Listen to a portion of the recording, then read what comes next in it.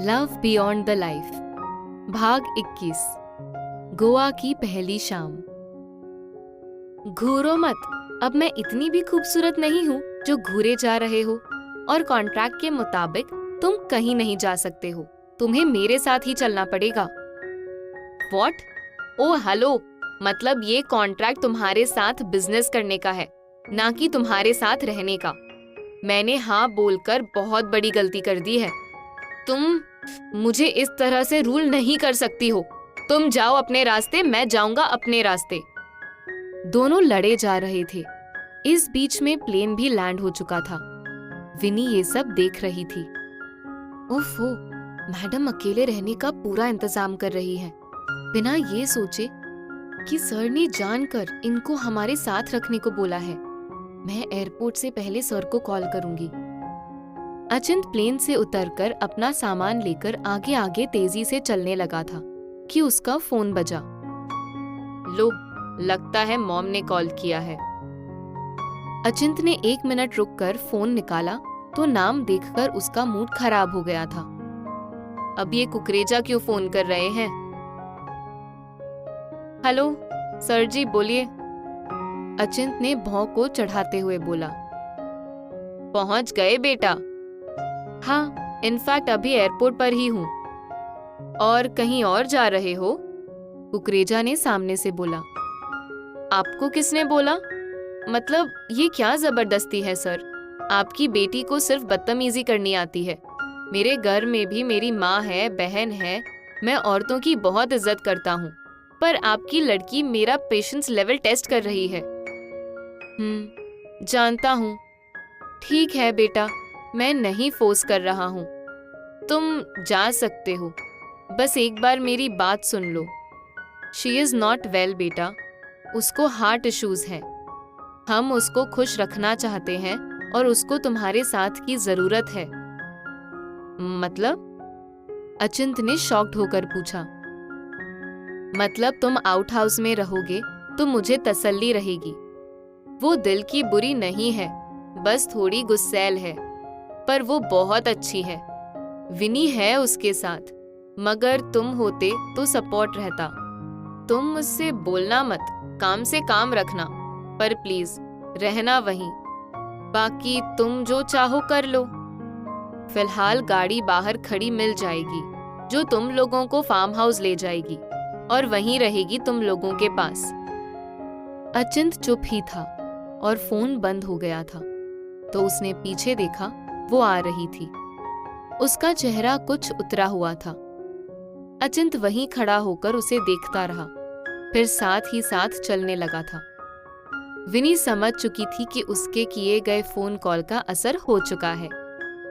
आखिर वो लोग बाहर खड़ी BMW में बैठकर इस बड़े से फार्म हाउस पहुंच चुके थे, जहां पहले से ढेरों नौकरों ने सारे इंतजाम करके रखे हुए थे।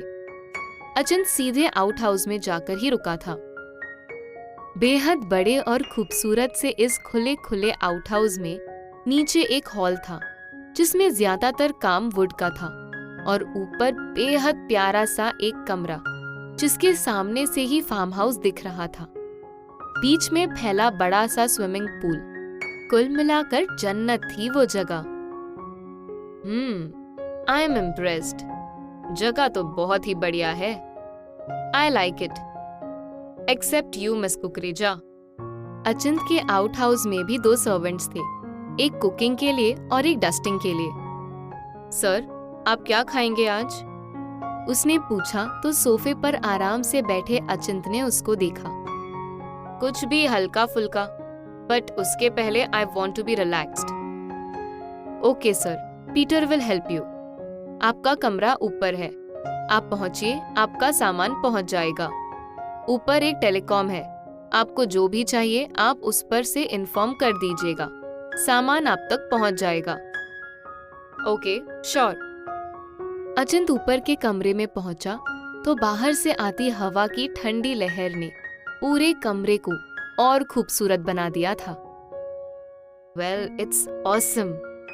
चलो नहा कर एक कप कॉफी पीता हूँ, फिर कल से I will start working. Achint coffee का बोल कर नहाने जा चुका था। अवंतिका, जो पूरे फार्म हाउस में अकेली थी, उसने अचिंत के कमरे के बिल्कुल सामने वाले कमरे को रहने के लिए चुना था। विनी, मेरा सामान ऊपर पहुंचा दो, मैं ऊपर वाले रूम में रहूंगी, अवंतिका ने बोला और ऊपर की तरफ बढ़ गई थी। चलो, मैं भी शावर ले लेती हूँ, उसके बाद सोचती हूँ कि इस अचिंत के बच्चे को और कैसे कैसे परेशान किया जाए। शावर लेकर अपनी ब्लैक हॉट पैंट्स और व्हाइट स्पेगेटी को पहनकर अवंतिका थोड़ी देर टीवी लगाकर बैठ गई थी। अचिंत बालों को तौलिए से पोंछते हुए कमरे में आया।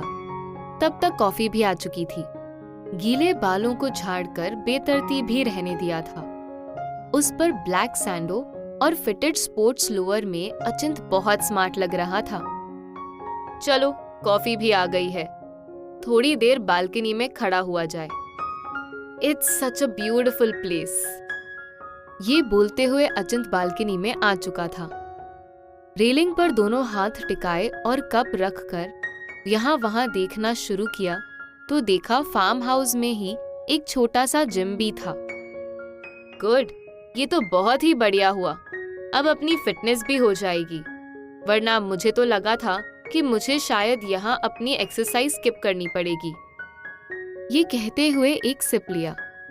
सामने की खिड़की अभी खुली थी, पर उस पर पड़े सफेद कर्टन की वजह से अंदर का कुछ नहीं दिख रहा था और अचिंत जानता भी नहीं था कि ये सामने का कमरा अवंतिका का होगा।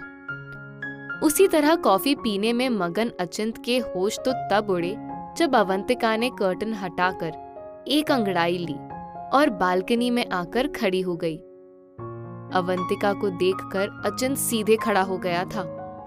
दोनों ने एक दूसरे को देखा और इग्नोर मारने की एक नाकाम कोशिश की। उफ, ये सो हॉट। पूरे कपड़ों में जितना डैशिंग लगता है, उससे कई ज्यादा हॉट तो इस सैंडो में लग रहा है। और ये मेरा दिल इतनी जोर जोर से क्यों धड़कता है? जब जब इसको सामने देखती हूँ, मेरा दिल तो मेरे काबू में ही नहीं रहता।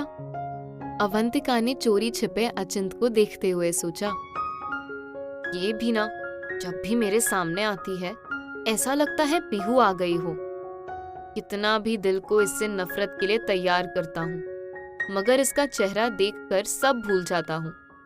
पर जब यह मुंह खोलती है तो सारी रियल कंडीशन सामने आ जाती है मेरे। ये अवंतिका है, पीहू नहीं। कुछ देर यूं ही सोचों में गुजर गई थी। आखिर अचिंत ने ही अंदर जाकर इस दिल से दिल की बात को बीच में ही रोक दिया था। रात को फार्म हाउस में जलती हुई लाइट्स में, जगमगाती सी फिजा में अवंतिका और अचिंत दोनों अपनी अपनी सोचों में गुम थे। कितना खूबसूरत लग रहा है सब। ऐसा लगता है जैसे ऊपर वाले ने इस दुनिया को फिर से पेंट कर दिया हो। मेरी जिंदगी के खाली कैनवस में एकदम से इंद्रधनुषी रंग उतर आए हों जैसे। अवंतिका अपने बालों की लटों को उंगली पर लपेटकर बोले जा रही थी। जब से ये खड़ूस अचिंत मेरी जिंदगी का हिस्सा बना है, मुझे जिंदगी में मजा आने लगा है। जब जब ये चिढ़ता है तब तो मुझे और भी मजा आता है। अवंतिका बोझिल आंखों से मुस्कुरा रही थी। अचिंत ने भी आंखों को बंद किया तो किसी ने उसके कंधे पर हाथ रखा। क्यों, सो रहा है या अवंतिका के बारे में सोच रहा है? बकवास मत किया कर पीहू, अचिंत ने सामने बैठी पीहू से बोला। ओह हेलो अचिंत जी, आपको ना वो अच्छी लगती है। मुझे वो जहर लगती है। Oh really? जहर, मगर मीठा जहर है ना? तू क्या पागल है? हर बार यही बात क्यों कर रही है? तू है मेरा प्यार और तू ही रहेगी। पागल तो तू हो रहा है। समय किसी के लिए नहीं रुकता है अचिंत। पिछले 2 साल से तू यही रट लगा कर बैठा है। 2 साल से तेरा क्या मतलब है? प्यार कोई एक्सपायरी डेट के साथ नहीं आता है कि 2 साल बाद एक्सपायर हो गया, अब कंटिन्यू नहीं हो सकता। हाँ, मगर लोग तो एक्सपायरी डेट के साथ आते हैं ना अचिंत। तभी अचानक गेट खटका तो अचिंत ने झटके से आंखें खोली। वो काउच पर कुशन पकड़े हुए ही सो गया था शायद। उठते ही तुरंत उसने अपने बराबर में देखा। ओफो पीहू, तुम मुझे बहुत परेशान करती हो। अचिंत ने अपने सिर को दबाया।